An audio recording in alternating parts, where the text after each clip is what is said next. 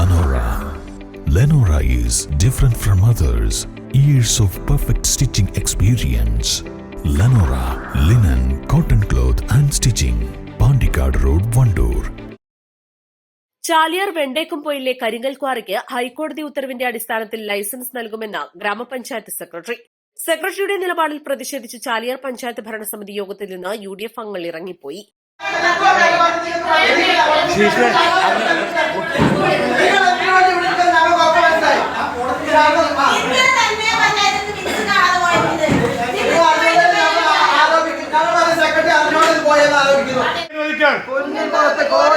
കോടികളെ അഴിമതി കാട്ടി സെക്രട്ടറി എടുക്കുന്ന ഏകപക്ഷീയ നടപടി പിൻവലിക്കുക.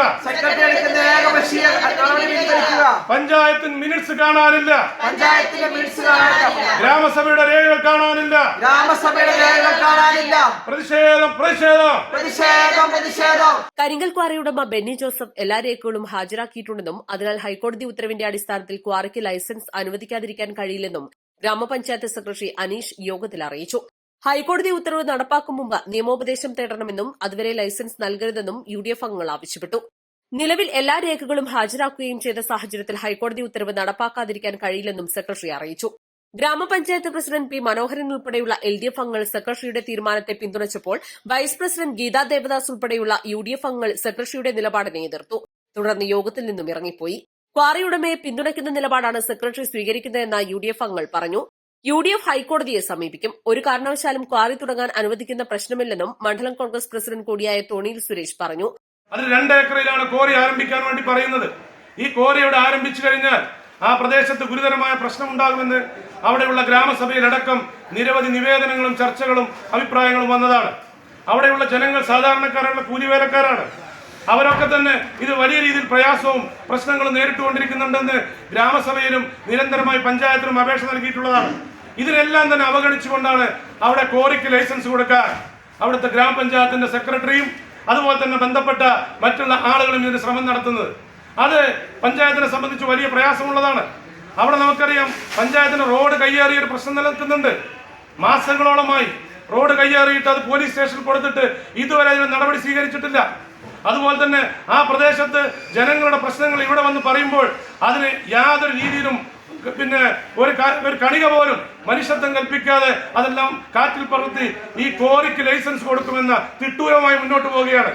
ഞങ്ങൾ പറയുന്നത് ഇവിടെ കോടതി അലക്ഷ്യമോ അല്ലെങ്കിൽ കോടതിയുടെ ഉത്തരവ് ബഹുമാനിക്കേണ്ട എന്നല്ല. കോടതി ഉത്തരവുമായി ബന്ധപ്പെട്ടുകൊണ്ട് കോടതിയുടെ തന്നെ AGയുടെയോ അല്ലെങ്കിൽ ഗവൺമെന്റ് പ്ലീഡറുടെയോ ഒരു ഒപ്പീനിയൻ പോലും അതിന് വാങ്ങിയിട്ടില്ല. എന്താണ് അത് ചെയ്യാൻ പറ്റുക എന്ന കാര്യം പോലും അതിന് ഒരു അഭിപ്രായം സ്വീകരിച്ചിട്ടില്ല. സെക്രട്ടറി ഏകപക്ഷീയമായി കൊടുക്കുമെന്ന് പറയുന്നു. ഇന്നലകളിൽ കിട്ടി, ഇന്നത് കൊടുക്കുമെന്നാണ് പറയുന്നത്.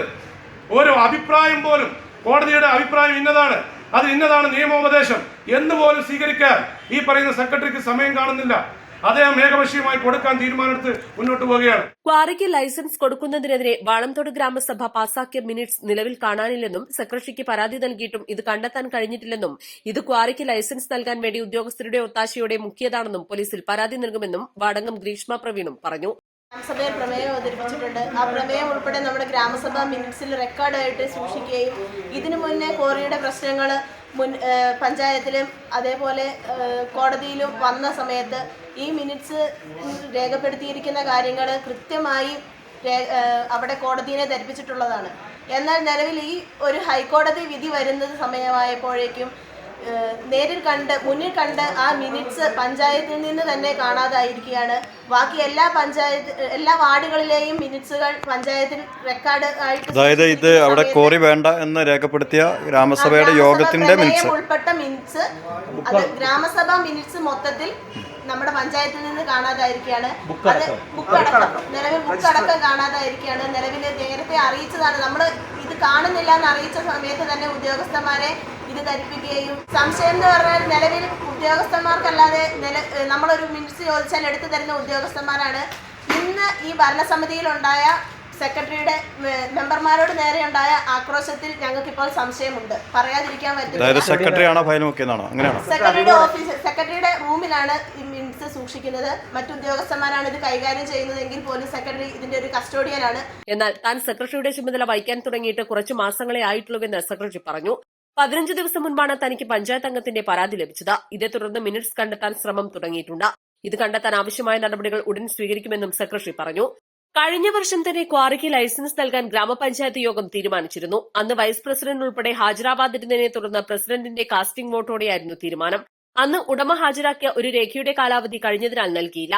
നിലവിൽ എല്ലാ രേഖകളും ഹാജരാക്കിയിട്ടുണ്ട്. ക്വാറിക്ക് ലൈസൻസ് നൽകാൻ അവിടെ പിന്നീടുണ്ടായ റോഡ് പ്രശ്നം തടസ്സമല്ലെന്നും അദ്ദേഹം പറഞ്ഞു.